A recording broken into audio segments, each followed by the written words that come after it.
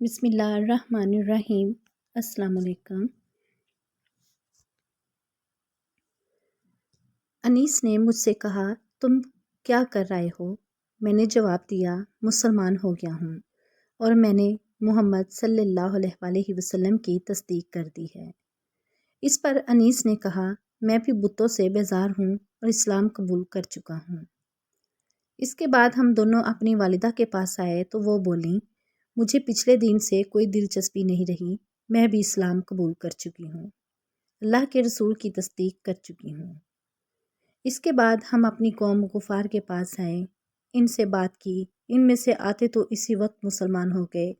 باقی لوگوں نے کہا جب رسول اللہ صلی اللہ علیہ وآلہ وسلم تشریف لائیں گے ہم اس وقت مسلمان ہوں گے۔ چنانچہ جب رسول اللہ صلی اللہ علیہ وآلہ وسلم مدینہ منورہ تشریف لائے تو قبیلہ غفار کے لوگ بھی مسلمان ہو گئے۔ ان حضرات نے جو یہ کہا تھا کہ جب رسول اللہ صلی اللہ علیہ وآلہ وسلم تشریف لائیں گے ہم اس وقت مسلمان ہوں گے، تو ان کے یہ کہنے کی وجہ یہ تھی کہ نبی کریم صلی اللہ علیہ وآلہ وسلم نے مکہ میں حضرت ابو ذر غفاری رضی اللہ عنہ سے ارشاد فرمایا تھا میں نخلستان یعنی کھجوروں کے باغ کی سرزمین میں جاؤں گا جو یثرب کے سوا کوئی نہیں ہے، تو کیا تم اپنی قوم کو یہ خبر پہنچا دو گے؟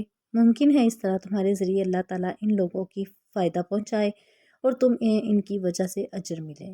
اس کے بعد نبی صلی اللہ علیہ وآلہ وسلم کے پاس قبیلہ اسلم کے لوگ آئے، انہوں نے آپ سے عرض کیا اے اللہ کے رسول ہم بھی اسی بات پر مسلمان ہوتے ہیں جس پر ہمارے بھائی قبیلہ غفار کے لوگ مسلمان ہوئے ہیں۔ نبی اکرم صلی اللہ علیہ وآلہ وسلم نے یہ سن کر فرمایا اللہ تعالیٰ غفار کے لوگوں کی مغفرت فرمائے اور قبیلہ اسلم کو اللہ سلامت رکھے۔ یہ حضرت ابو ذر غفاری رضی اللہ عنہ ایک مرتبہ حج کے لیے مکہ گئے، طواف کے دوران کعبے کے پاس ٹھہر گئے، لوگ ان کے چاروں طرف جمع ہو گئے۔ اس وقت انہوں نے لوگوں سے کہا بھلا بتاؤ تو تم میں سے کوئی سفر میں جانے کا ارادہ کرتا ہے تو کیا وہ سفر کا سامان ساتھ نہیں لیتا؟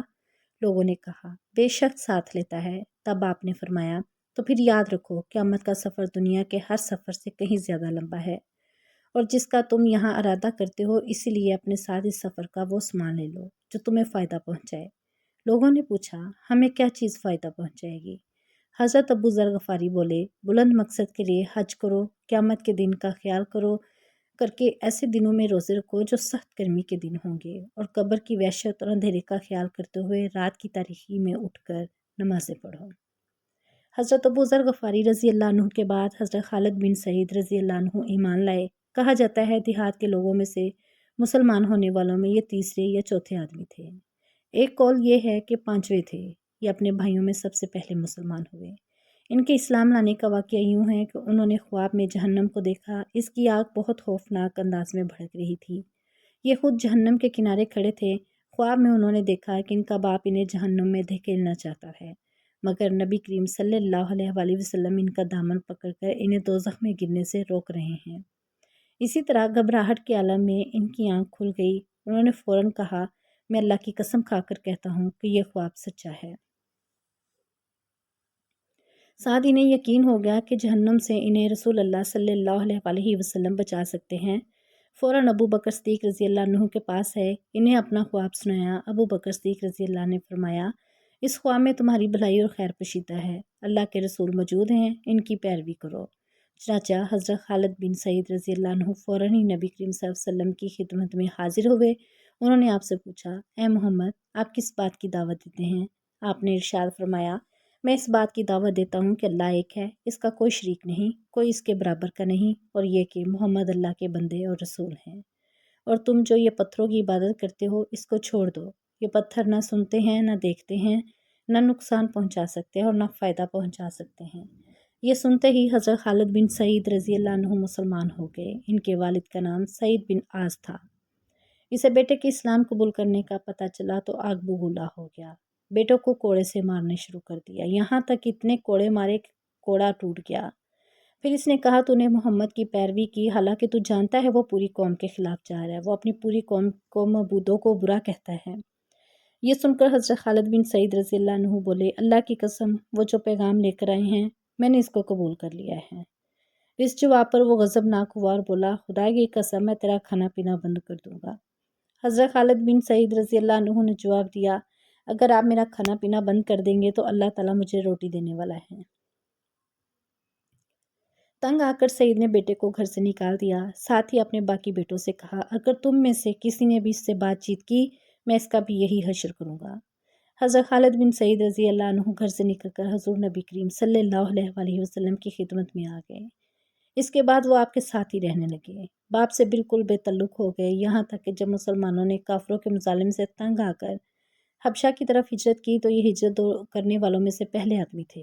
ایک مرتبہ ان کا باپ بیمار ہوا، اس وقت اس نے قسم کھائی، اگر خدا نے مجھے اس بیماری سے صحت دے دی تو میں مکہ میں کبھی محمد کے خدا کی عبادت نہیں ہونے دوں گا۔ باپ کی یہ بات حضرت خالد بن سعید رضی اللہ عنہ تک پہنچی تو انہوں نے کہا، اے اللہ، اسے اس مرض سے کبھی نجات نہ دینا۔ چنانچہ ان کا باپ اسی مرض میں مر گیا۔